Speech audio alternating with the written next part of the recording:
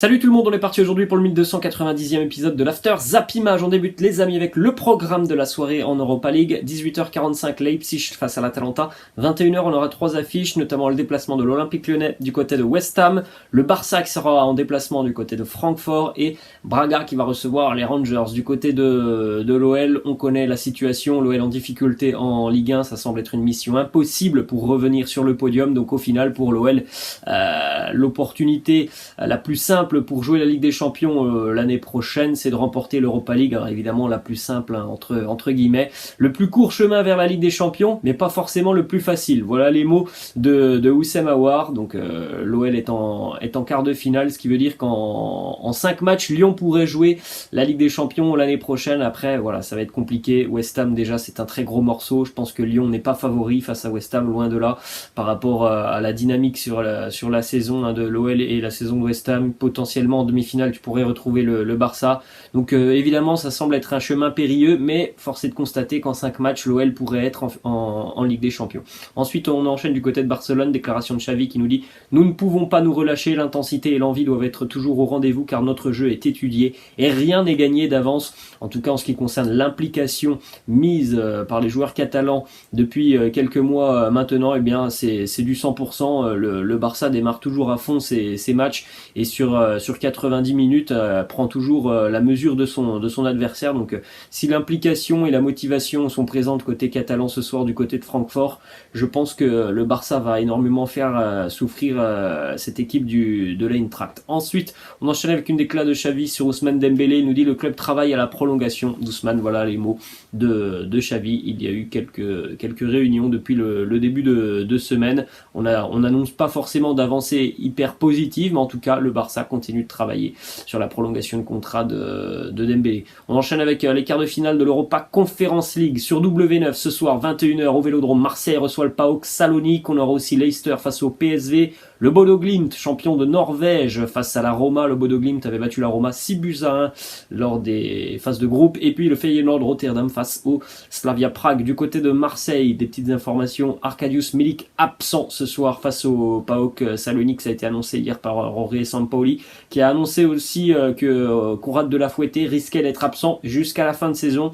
Donc Konrad pourrait potentiellement ne plus rejouer avec l'OM cette saison. Blessure au niveau du cartilage, ça nécessite une opération. Voilà les mots de Jorge Sampaoli. Donc deux gros coups durs quand même pour les Phocéens, avec Milik ce soir et puis Konrad qui va vraisemblablement rater tout le sprint final. Jorge Sampaoli a annoncé aussi en conférence de presse que Steve Mandanda allait débuter en tant que titulaire ce soir face au PAOK, dans une ambiance plutôt sympa du côté du Vélodrome. On aura déjà un petit peu plus de public, hein. On devrait approcher les 40 000 spectateurs ce soir au Vélodrome. Alors c'est pas guichet fermé, mais c'est déjà mieux qu'il y a quelques semaines pour l'OM. Ensuite on continue évidemment en Ligue des Champions avec les résultats de la veille. La victoire du Real Madrid 3-1 à Chelsea grâce à une nouvelle prestation XXL de Karim Benzema, auteur d'un triplé. Les deux premiers buts de la tête sont somptueux. Le troisième but avec un énorme pressing sur Edouard Mendy qui s'est complètement raté comme Donnarumma il y a quelques semaines face au Paris Saint-Germain. Bref, Karim est tout simplement monstrueux, évidemment homme du match, hein, pour le Real, qui nous a sorti une très très belle prestation. La première mi-temps était très très intéressante côté madrilène, beaucoup plus dans la gestion sur la seconde mi-temps. Donc préparez-vous les amis, on a pas mal de records en ce qui concerne Karim Benzema. Regardez déjà premièrement, on l'a dit, hein, ce but,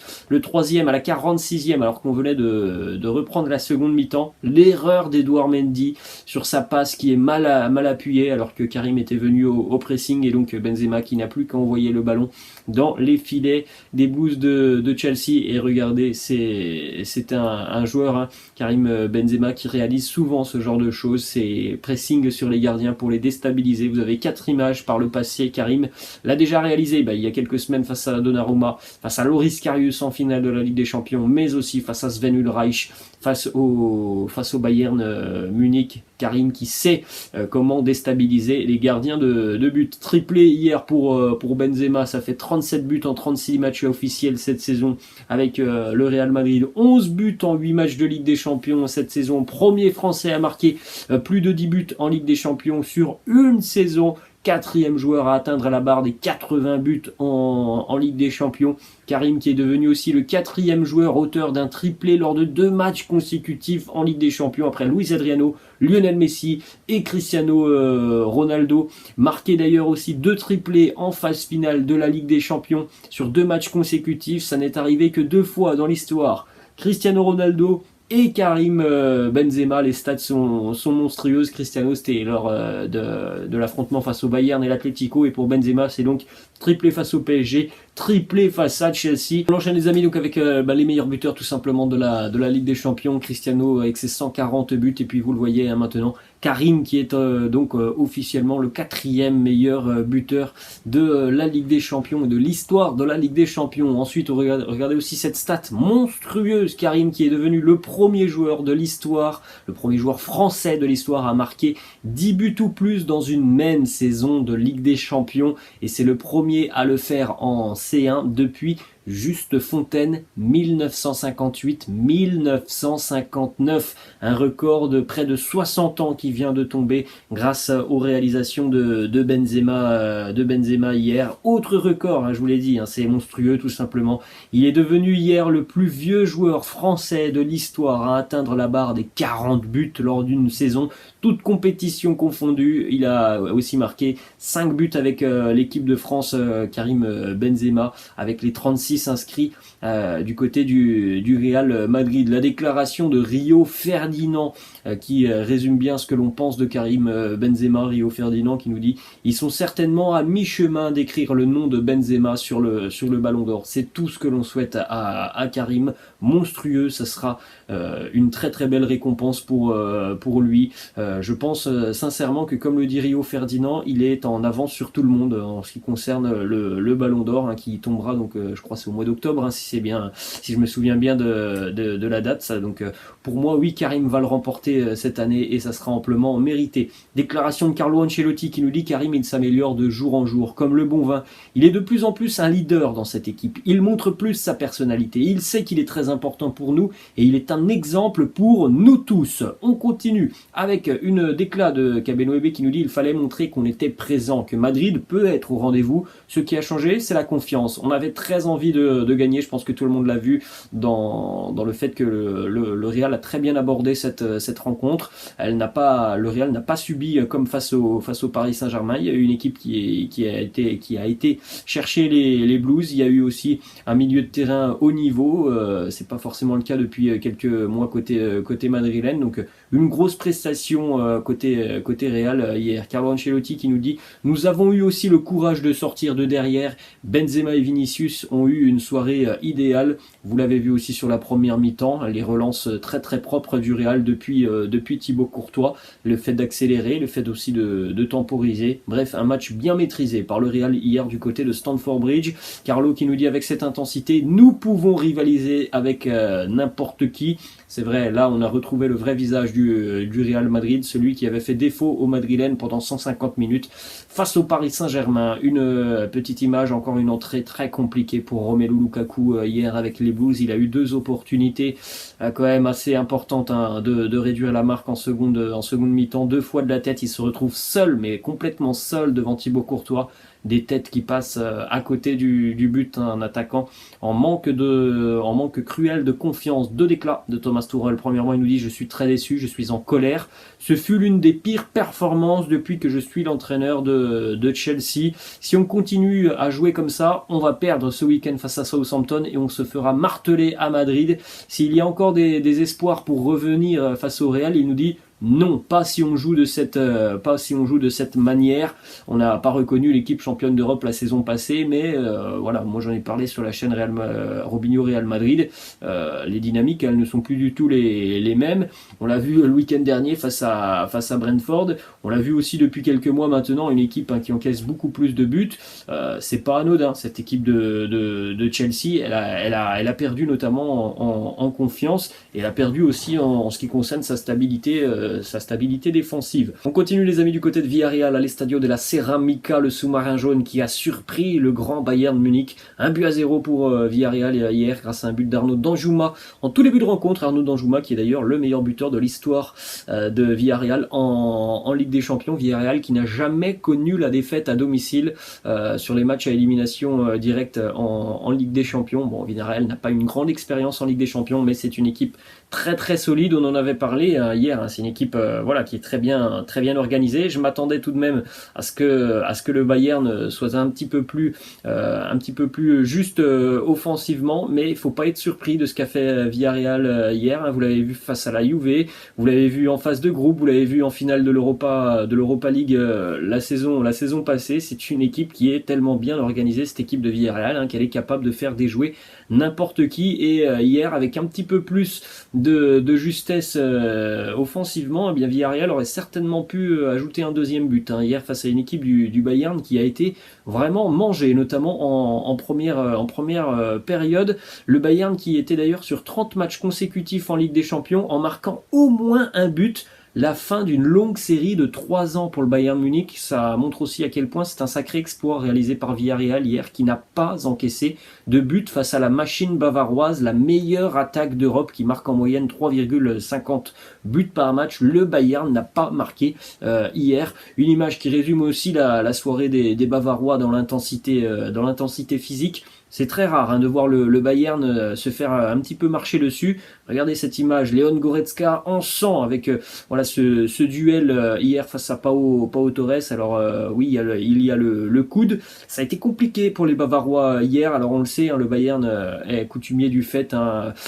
Parfois, il se rate complètement sur le match aller. Ça avait été déjà le cas face à Salzbourg il y a quelques semaines. Et puis au match retour, la machine bavaroise survoltée avait écrasé les Autrichiens. Le Bayern qui restait aussi sur une série assez hallucinante. 25 matchs consécutifs à l'extérieur en Ligue des Champions sans la moindre défaite. Cette série, elle avait débuté en septembre 2017 après une défaite face au PSG 3-0. À l'époque, c'était Unai Emery, l'entraîneur du PSG. Et bien cette série, elle a pris fin hier du côté de l'Estadio de la Ceramica et c'était encore une fois Unai Emery, l'entraîneur. On continue avec cette déclaration de Francis Coquelin qui a marqué d'ailleurs un magnifique but juste avant la mi-temps, refusé pour hors-jeu. C'était assez incroyable ce but de Francis Coquelin. Il nous dit: en Ligue des Champions, on fait de très grosses performances, on est le petit pousset, mais à chaque fois on montre qu'on a le niveau pour être là.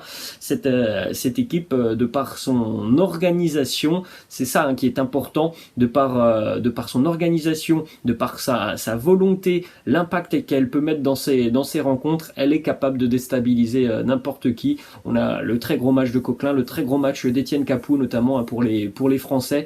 Ça fonctionne bien du côté de Villarreal. La déclaration de Benjamin Pavard qui nous dit: on n'a pas fait un bon match, on savait à quoi s'attendre, c'était compliqué, Villarreal a fait le match parfait, félicitations à eux, on est capable de tout.